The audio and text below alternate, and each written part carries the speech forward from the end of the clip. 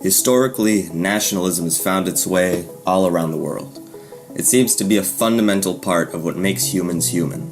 Humans were built as any other animal to be suspicious and to be concerned with the world beyond the walls of safety. On the part of evolution, this makes sense. People group together and trust only within these small circles. Everything else is potentially dangerous and at the very least deserves a great deal of skepticism before trust can be established.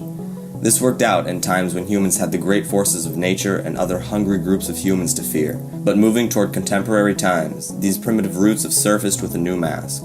Nationalism no longer provides protection for the mother group, rather discriminates against anybody and anything that isn't part of it.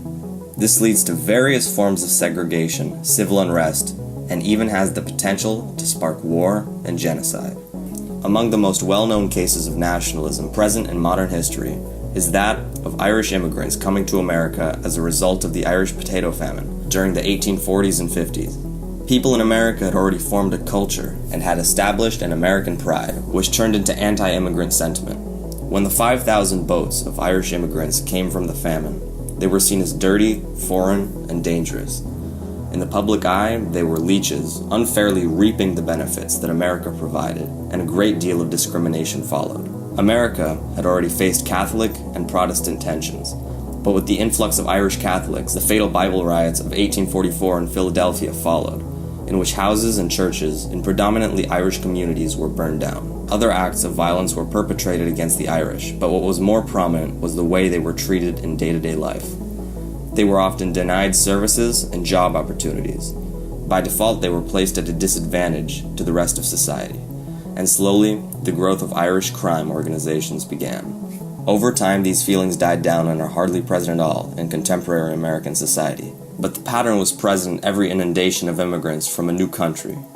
Nativists, people who expressed a great preference to native-born Americans, wielded discrimination against any new groups who came to the U.S. This example and many like it lend themselves to the malevolence that ensues when nationalism re-emerges in the modern day.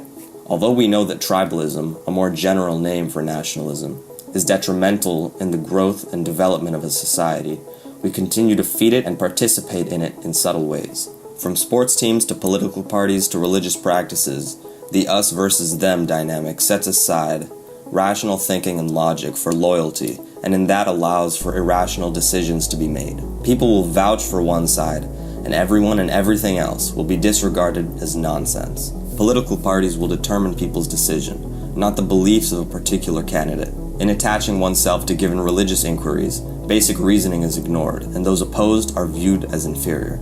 As these feelings take time to brew and boil, tension arises, and through bouts of civil unrest, far larger conflicts emerge. Nevertheless, as much as it should be avoided, the benefits of nationalism should be considered. Take, for example, the unification of German states. Barriers were broken, people were united, a standardized legislature and language were set into place, and Germany was united under the anthem of Germany, Germany over everything. Unfortunately, these words proved later on that intrinsically what makes nationalism such a powerful tool to bring people together is what disturbingly tears them apart.